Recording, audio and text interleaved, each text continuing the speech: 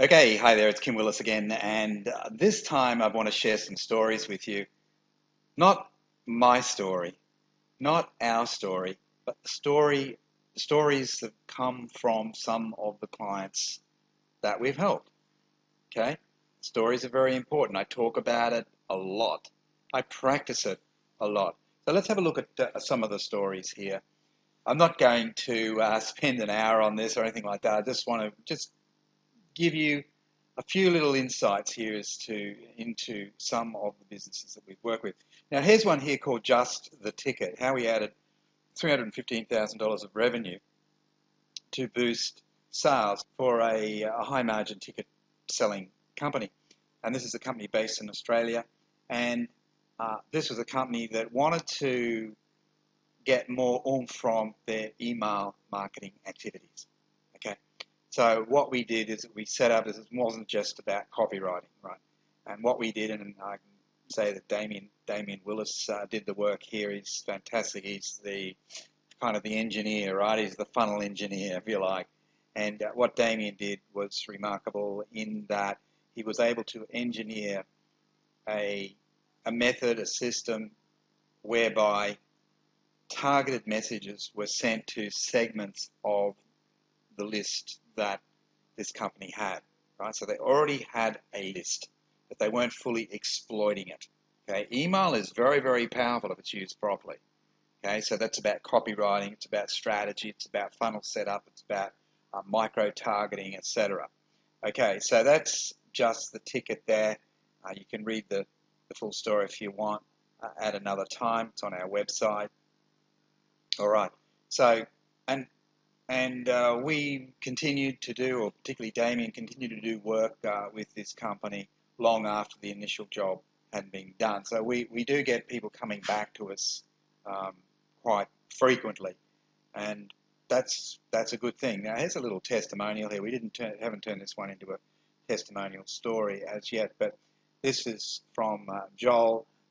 Joel has an interesting business called the 𝗦𝗨𝗕𝗦𝗕𝗏, and I put my glasses on here.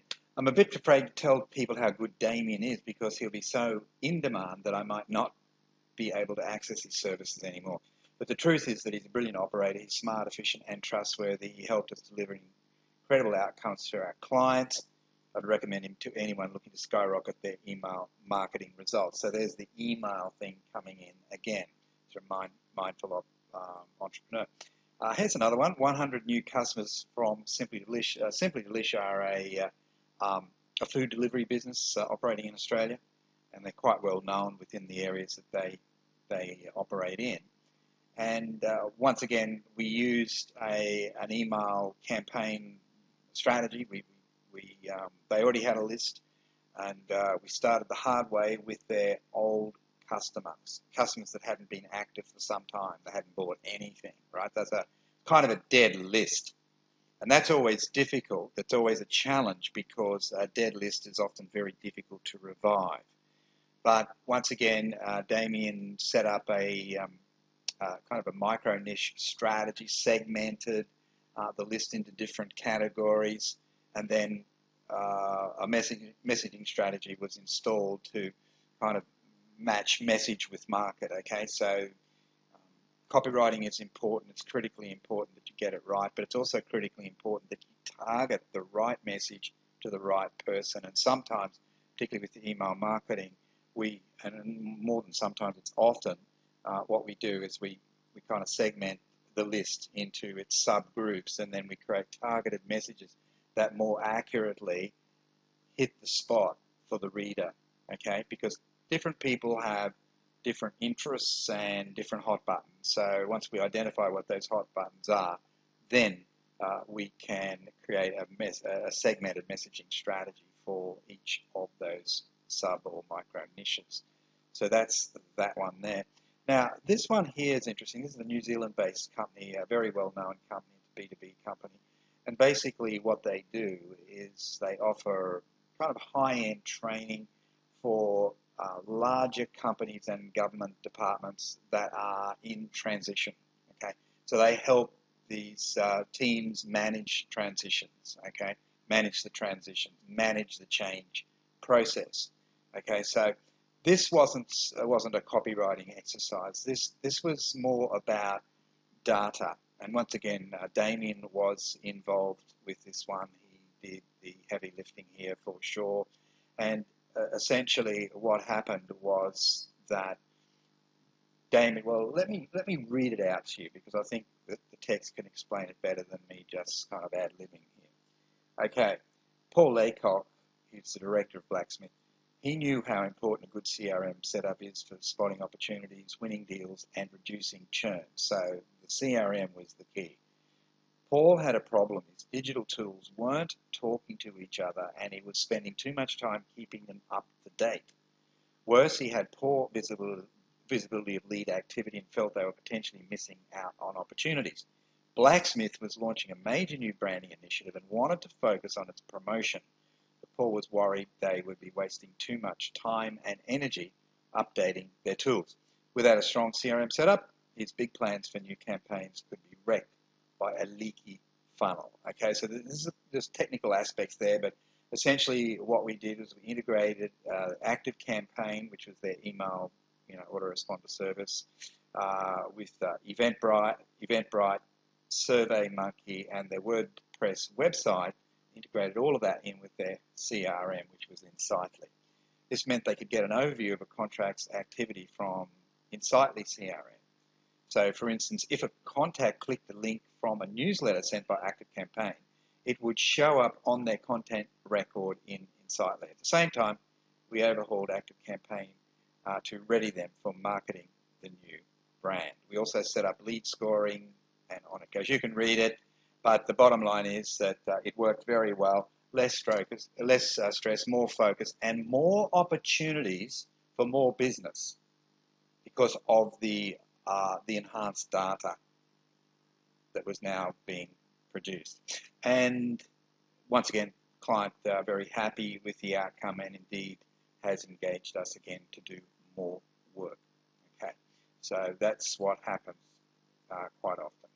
All right, now let me just, so these are recent stories, okay?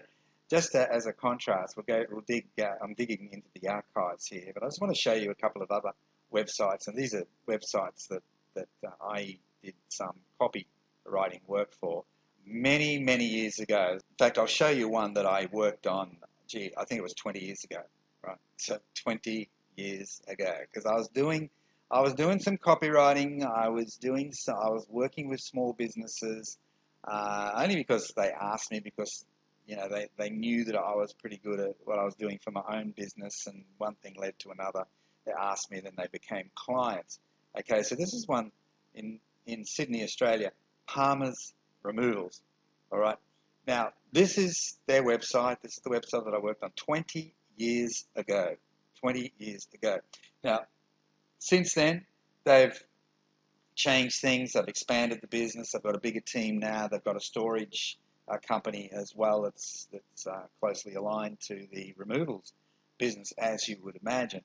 But it's fascinating to me that although I haven't done any work for them for all of that time, some of the original content that I created for them, and by the way, I wasn't as good then as I am now, some of that original content is still there.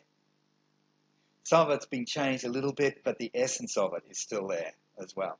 So this is incredible. Because I haven't had any active communication with them for a long time, because we did the work and that was it, But even with this about page, some of the sentences there, they have changed it a little bit. It's not 100% the same, but it talks about there are thousands of furniture removalists in Australia, yet there are only 130 members in the association, the Furniture Removals Association. It talks about those sort of things.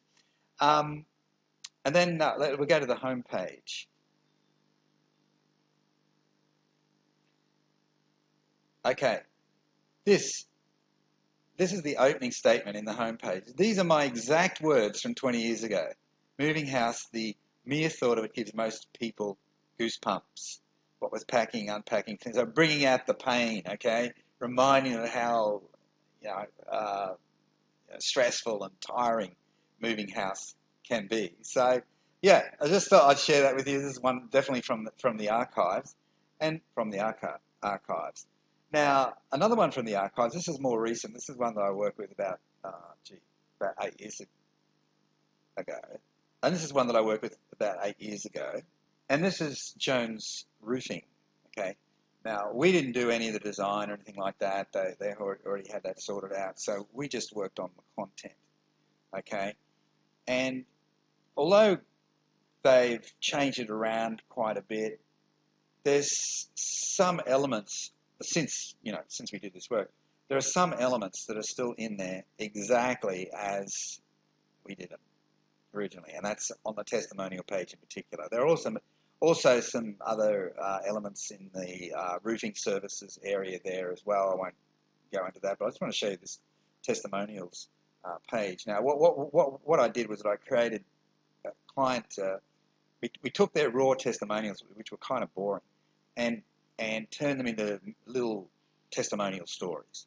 Okay, so this company is based in Brisbane, by the way, Brisbane, Australia. So, giving them a headline: Gordon Park family says Jones Roofing offers best value for money. So it's not hypey, it's just factual, but kind of compelling. All right, and so we topped and tailed it with some narrative, with some of our own content, and then we featured the testimonial there. There's the testimonial, right? So we elevated the testimonial. We elevated this, turned it into a little story, Here's another one: asbestos roof problem solved with Jones Roofing. And on it goes there. And so once again, we include the testimonial, but we just include snippets from the testimonial because the full testimonial they gave us was kind of a bit padded, a bit weak.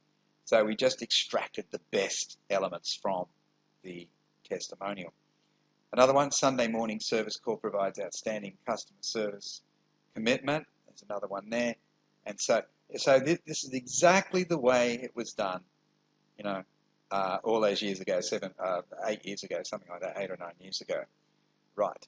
So that's it. Now, if I was working on this now, at the time I did ask them for photographs. I kept asking, we never got photographs, but the way I like to do testimonial stories is to include the photograph of the person. Okay? I like to include a photograph of the person. And the other thing here, and this was a little bit outside of our control, we do things a bit differently. We want to have more control over what's happening, particularly in regards to the look, the aesthetic side of things. And if they've got a web person, we want to have direct input with that web person because, quite frankly, the headline here, the wording is fine, but it's a bit insipid, the color. It needs to be more, it needs to be bolder and perhaps even a little bit bigger. The font size needs to be a little bit bigger. So that plus the photograph would make this, these testimonial stories pretty good. So that's, just give you an idea. All these years later, wow, it's amazing, isn't it? So people, retain some of this stuff because they know it's good and it works. All right, so stories to die for, good stories, lots of stories. What about your stories? Have you packaged your customer stories up into something interesting, compelling, mouth-watering? That's the name of the game, isn't it? That's what we really want to